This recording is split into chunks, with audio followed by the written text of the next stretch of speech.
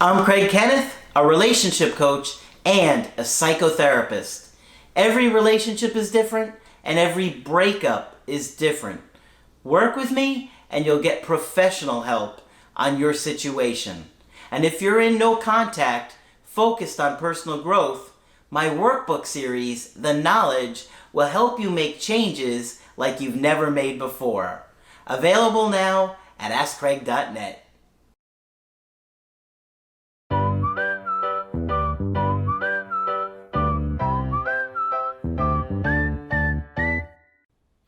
Hi there, I'm Coach Craig Kenneth. And I'm Coach Victoria. And in this video, we're going to be talking to you about attraction and a romantic connection can be very fragile. You know, we don't think so much about attraction until we lose somebody.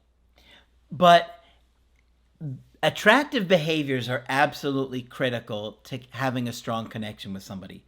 The more we do unattractive things, the more our insecurities come out. Maybe we're controlling or manipulative, or maybe we're avoidant, we shut down. The more likely the connection is going to get weaker and the relationship is going to fall apart. Right. And so it's important to keep certain things in check to make sure that that relationship stays alive. You know, you talk about a relationship being almost like a living entity. You know, you have to nurture it. You have to make sure that it's staying alive. Yeah. It's hard to do, right? Because it's hard to know since each person has their own needs, but the relationship has its needs as well.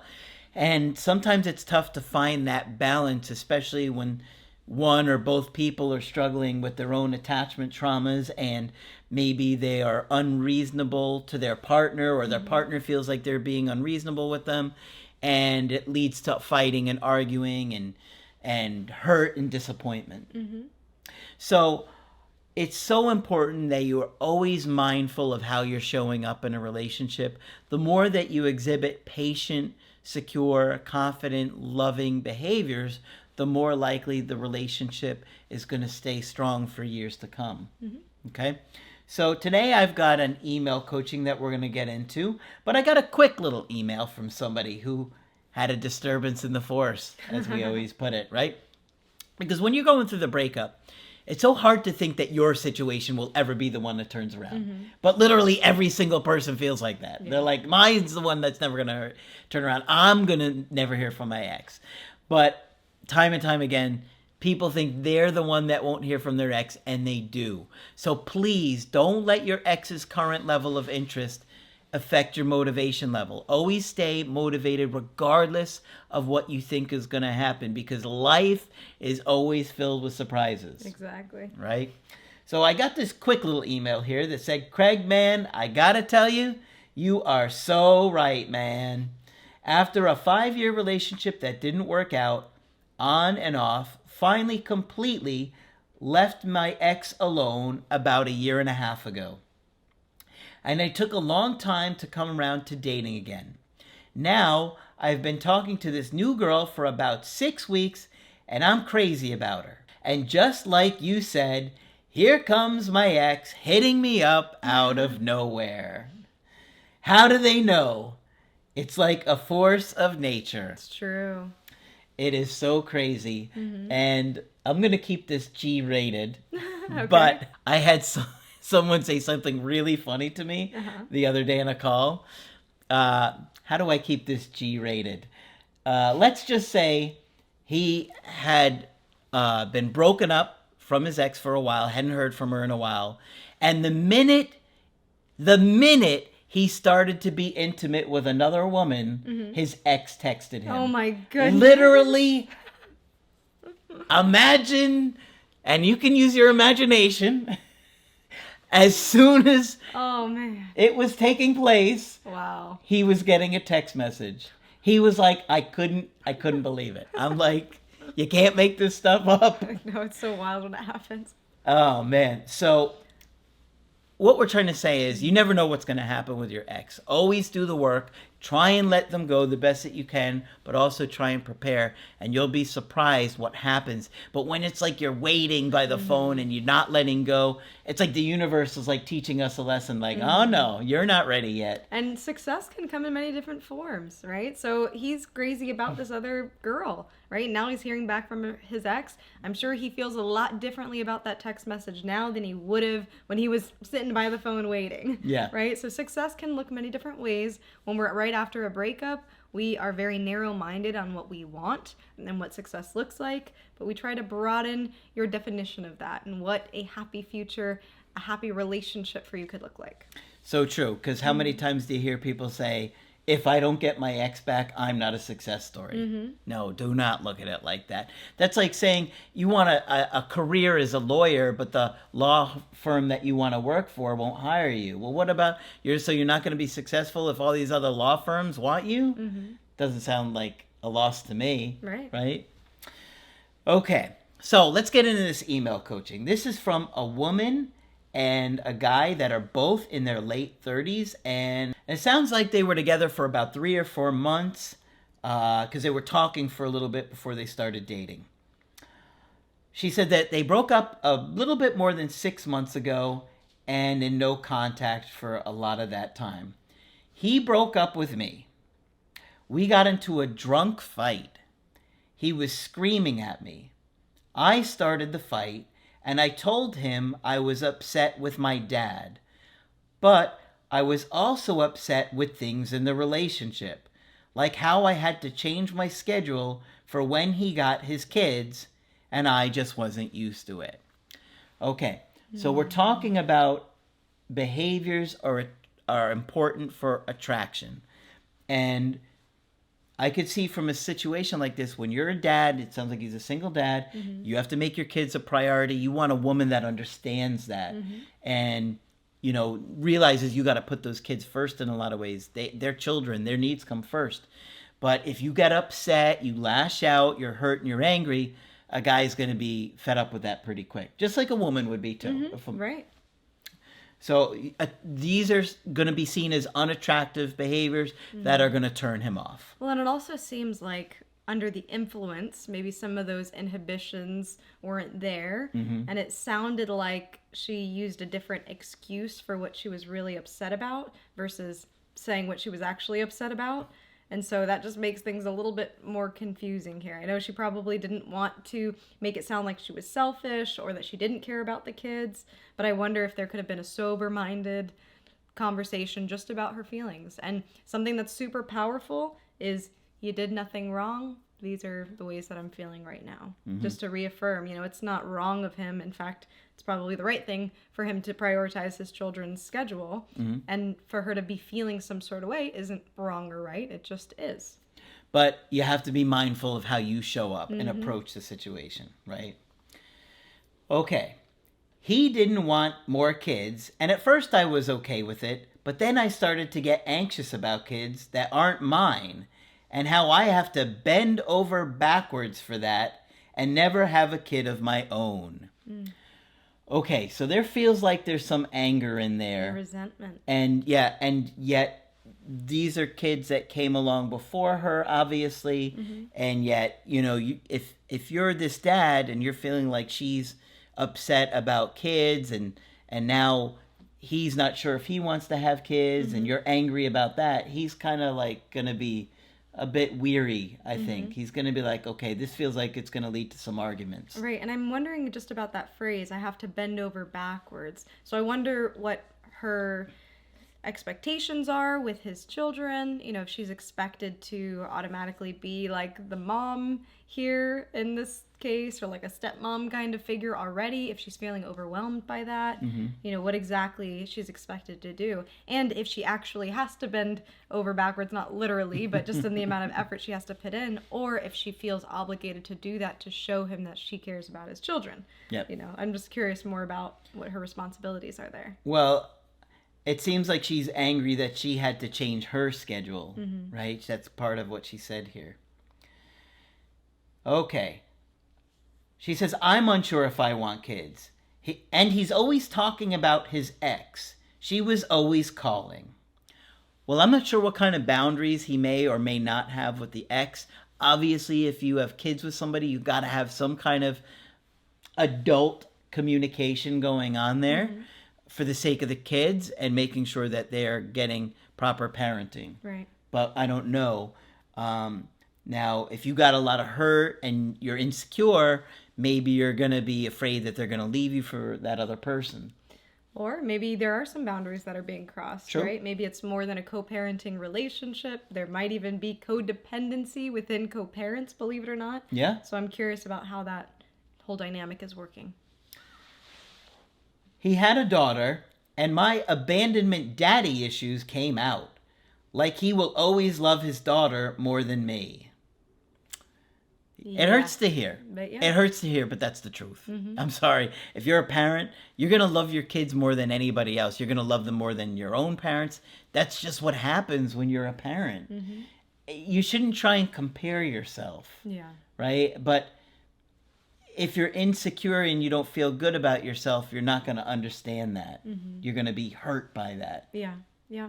And it's just a reality. You know, it's part of being with somebody who has children, right? And so if you're feeling deprioritized, it's important to be specific about in what areas and in what sense. Do you really want your schedule back? Is it all about the schedule? You know, then maybe there's a way to work through that. But to have an overarching statement or worry, like I'm not as important as the daughter, I'm wondering what deeper issues that might be stemming from. Yeah. She says, I know that's selfish. I just got into my head and I ran upon to him a few times and bumped into him and slapped his butt. And apparently I said, I hate men. Okay, this feels like she's downplaying it. I'm going to be honest. She said, I ran up to him a few times. I don't know if she means like ran up to him screaming and bumped into him, slapped his butt, and apparently I said, I hate men. That comes across as like really aggressive to me. That comes across as toxic and like kind of scary. Like, whoa, what's going on here? And if the roles were reversed here, I think many people would have a different reaction. Very true. Yeah. The next day he said it changed how he feels about me, but just needs space. So I went and slept a few more hours in his room. When I came downstairs, he smiled and said, hey. He seemed okay with me, but weirded out by me at the same time, giving me weird looks. I said, is he taking a step back from me? And he nodded. He said, you hit me and said you hate men. I was shocked as I don't remember saying that. Well, I think she got so angry in that moment she probably forgot doing it, but she knows she hit him. So even if she didn't say it, she was aggressively bumping into him, hit him in the butt. Doesn't sound like it was a playful smack on the butt either. I mean, I think it could have had that intention. She might have been saying even I hate men in jest, kind of like a hyperbole. Like, oh, I'm just being very intense about this. However, you have to be aware of how even jokes can be interpreted sometimes. I don't know. I don't get that joking vibe. I think it was an attempt at, when somebody makes a joke, but it's coming from a real place. Maybe. That's kind of the sense that I'm getting. Maybe. Where it was like half joking, maybe half not. We don't know for sure what the intention behind that was. It sounds like she doesn't even remember it. So it was a minor moment on her end, but it was something that stuck with him, right? And sometimes these kind of situations happen, and we have to be able to deal with them and be able to acknowledge kind of what happened, even if we are not aware of how it impacted the other person. We have to be willing to listen. Yeah, absolutely. I said I was angry about my dad and that I do not hate men. He seemed understanding and said, oh, okay. We hugged when I left, and he said he didn't want to break up, but I had a bad feeling. Yeah, I could see it. He probably just didn't want any drama in that moment. He's like, I'm going to let her leave, and I'm going to think about this, and that's probably what happened. The next day, he broke up with me in a text saying, sorry, I've been quiet. I have been deliberating all yesterday and today, and I must do what's best for me. I don't think we should see each other anymore. I'm sorry it came to this. I think you need to keep moving forward in your life. Well, I think he's being honest. I think he saw some behaviors he didn't like. Maybe he was turned off. Maybe he was scared by. I don't know. I don't know how intense things got in that argument. It feels intense to me. Just based on all the things that I'm reading. It feels like it was an intense moment. And so he probably was thinking, I have a daughter. I can't put myself in that kind of situation. Right. And people are allowed to have limits. Sometimes there's things that we do, whether we intend to hurt the other person or not. A lot of times we don't intend to hurt the other person, but for them it can be crossing a line, and we have to be willing to respect that. I said, yeah, I had a feeling you were going to break up with me, and I was having second thoughts too, since you don't want more kids, and you should date someone who has kids and doesn't want more. Okay. It's a little confusing. I guess maybe she is confused about wanting kids. And to me, it sounded like she was maybe trying to take back some of the power there by saying, oh, I was thinking about it too. It sounded like she was, right? And it was coming out all sorts of weird ways, but at least here she was direct about it. Yeah. He said, maybe you're right. Thanks for the good times. The next day, the breakup sunk in, and I said how sorry I was and how everything is my fault. Feeling so sad. He said, hey, no hard feelings. I don't think you're a bad person. I think you need to keep working on yourself and you'll find your answer. If we cross paths in the future, don't be afraid to say hi. So he's being polite, calm, but also kind of saying like, look, I think you need to work on some issues here, and we're okay, but I don't want to pursue this. Then I said how my doc thinks I'm depressed and all I can do is change. Going to stop drinking, go to therapy, and wish he was open to me. I didn't want to lose him. Okay, so sounds like drinking was an issue. Maybe more so than she kind of let on, because she's mentioning going to therapy. That's great. Her doctor thinks maybe she's depressed. She could be. So I'm glad she's going to work on that. That's great. Huge, yeah. He never wrote back. I realize now it was situational depression brought on by anxious feelings in the relationship. Well, I suppose that's possible.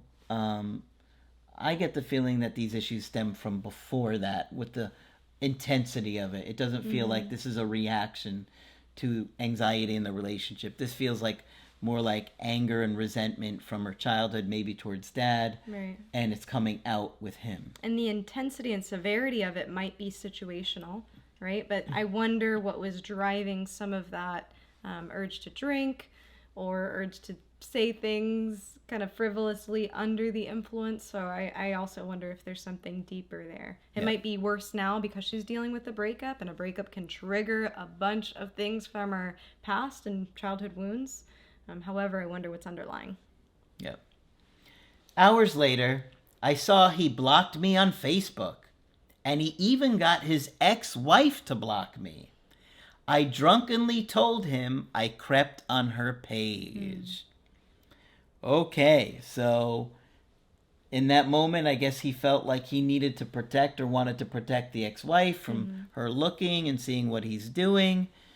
I could understand. He does have a child, and is just trying to keep things safe. Maybe he felt like her behavior was, I don't know, scary or something. Could be, yeah. A month ago, I checked Facebook, and he got rid of his old account. And my friend checked, and his old account was deleted. He made a new private Facebook account that I am not blocked on. His ex-wife still has me blocked. Well, I don't see why she would unblock her. Right? Why would she unblock her? She's not going to get in the middle. I mean, she's just going to be like, okay, I'll block her. She has no ties to this. She's got nothing. They weren't together for years, and she was involved with the kid's life or something like that. Where all of a sudden she's like, all right, I'll unblock her if you guys are cool now or something. I saw him in the turning lane yesterday when I was at a red light. He was staring at oncoming traffic. I just stared in shock. Boy, we can relate to that. You bump into your ex, you see him in public, you're like, oh my gosh. Like a deer in headlights. Yeah. Pretty sure he didn't see me, but then my mind swirled, and I think, what if he saw me and is pretending he didn't? I think she's overthinking that. Yeah. He probably just didn't see her. You're at the light. How many times are you kind of drifting off, thinking about what you got to do just at the light? So I wouldn't take that personal. My first instinct and how I read the situation is that he didn't see me. Is it hopeless? I am obsessing that I am not blocked on the new account. I know it doesn't mean to reach out, and I will not reach out to him. Did he just not think to block me? I think that's the case. Yeah. And the new account is private. You know, it doesn't sound like he reached out to her directly. It just sounds like he created a new page and probably didn't go back through his blocked list to re-block everybody. Yeah, I think most people wouldn't reach out to especially like somebody they were only dating for like 4 months or whatever. You're not going to reach out or search for them just to block them on a private account. Right. Unless they're maybe harassing you or bothering you, which he wasn't. So I just think he didn't think anything of it. He probably didn't think creating a new account was going to cause any drama or upset anybody. Right? I'm curious as to her thoughts on it. It sounds like this is something that she's thinking a lot about, maybe obsessing about, maybe trying to analyze. Yes. And try to find some clues as to how he feels about her now. It sounds like he was pretty clear in the past just about his intentions moving forward and not moving forward in that relationship. And that's the bottom line, really, to be respected at that point. Well, we got some good questions here that she asked. She says, I'm obsessing that I'm not blocked on the new account. I know it doesn't mean reach out, and I will not reach out. Did he just not think to block me? All right, we covered a couple of these. Does he trust that I won't bombard him? Is he curious? I felt okay and over it, but now that I'm not blocked, I'm going insane. I think that it's just that he hadn't thought about it. He wasn't thinking, I need to block these people on this account, especially because it was a private account. Right. And, if it was a public account, he might be more likely to block people. But if you're private, I think you're just not thinking about it. Being real with the situation, you're probably checking to see if you're blocked or not blocked often. So any kind of movement, noticing that he's created this new Facebook account probably is causing you to spiral and triggering your anxiety again. So that's something on you to really work on here. There's no direct reach out. You just see he's created a profile. So I'm glad that you are aware that, you shouldn't reach out in this kind of a situation. I would say staying in no contact is your best bet. He was pretty clear with the things that he wanted and how the relationship ended. It's really important to respect that. Yeah. Unfortunately, when we do things that turn people off and we upset them or sometimes even scare them, they're going to walk away, and it's going to be more challenging to turn things around. Because that's a real reason to walk away from a relationship of, somebody hitting you or, aggression, or I don't know if she's got a drinking problem, what's going on there.